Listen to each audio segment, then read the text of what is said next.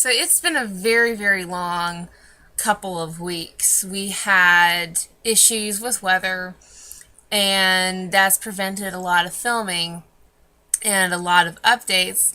Also, we've been dealing with an issue with Indy about his teeth. So recently, as of about a week ago, we had the vet out and we got his teeth worked on. So he was due for float anyway, but there was a lot of other telltale signs that there was something else kind of going on. And I started noticing a lot of those incidences working him, how I'm working him now. And I noticed he was bracing really against the bit, and he was having a harder time carrying himself. It was almost like he'd get to a certain point, kind of catch himself, and then pull back away from the bit. So I knew that there was something going on. So as it turns out, he did need a float, but he also had rails going up on each side of his mouth. And on one side of his cheek, I believe it's his left one, he ended up having the beginnings of an ulcer just because of uneven tooth growth, and that growth was bumping into his cheek and causing him some pain. So he's had a little bit of time off for his mouth to adjust to what's going on. So I wanted to give this update and kind of talk you through the other step that I do. So we talked last time about the Liberty work and how it's been really good for him to learn how to kind of connect. He reaches that point of where it mentally clicks that he can't really run away from me anymore, and then he chooses to join up and he chooses to follow through with mimicking body language, etc., etc. So what I'm doing with him now is I am starting the long process of building his muscles. So especially if they're used to carrying themselves a certain way, it's a lot more difficult to start them and teach them how to carry themselves. And this is very true for young horses as well, but it takes a little bit more guidance when they're older and they're already used to carrying themselves in this particular way. So what I'm doing is I actually have the bit in his mouth, and I do have the saddle on his back, and I am using what we call side reins. Now the side reins that I prefer to use have elastic on either side, and what they are going to do is, as they're hooked to either side of the saddle, on either side of the girth. So what that's going to do is that's going to give just a tear resistance. So as he's going around in the circle, if he gets that urge to throw his head up or throw his head around, he won't be able to do it. What we want to mimic is somebody holding the reins. And we want him to be able to figure out that he can't do a lot of the things that he's been able to do without somebody on his back. Because sometimes having that rider and that extra weight and that extra distraction actually kind of takes away from what they can learn. So that's why we started with the side reins. The trick with the side reins is not to overdo it too much as far as tightening them.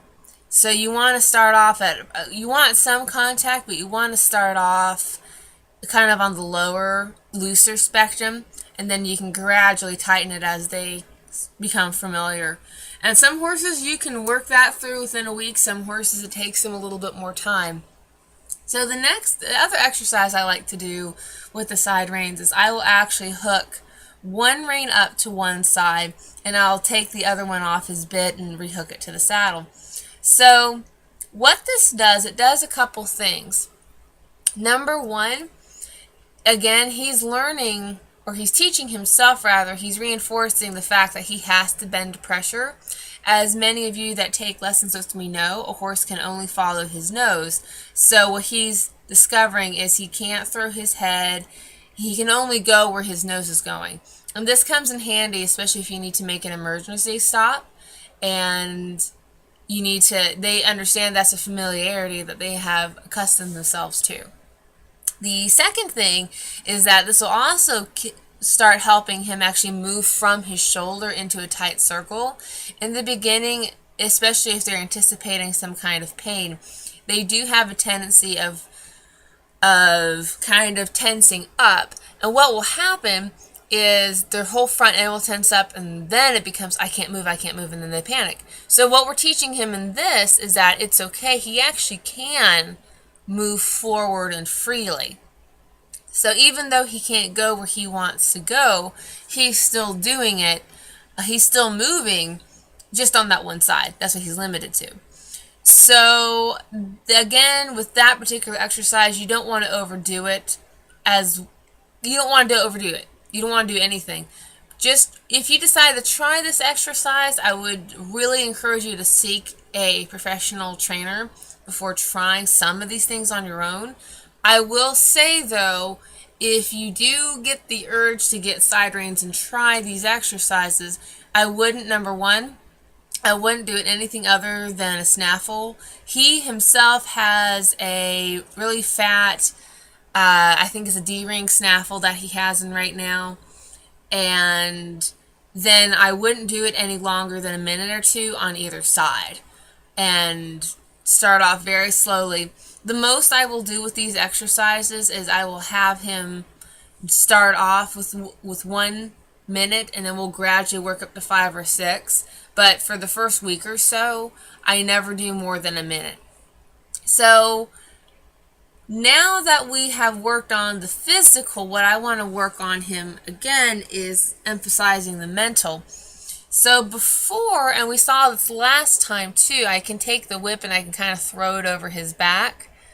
And I'm starting off with no bag because I like to start off small. And what I'm doing is we're doing the same exercises I have done. However, the different element is that there's a saddle on his back.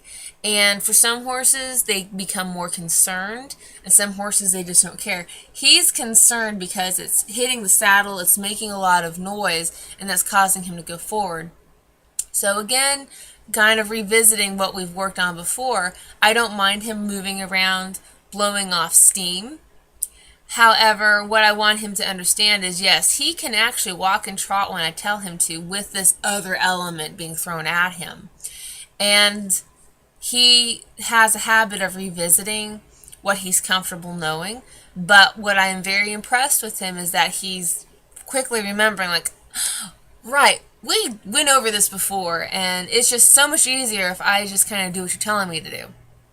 So that's why it's also important, and I can't emphasize it enough, it's important for the horses, for them to figure out how to get the right answer, because what he has learned in the course of our time together is the right answer.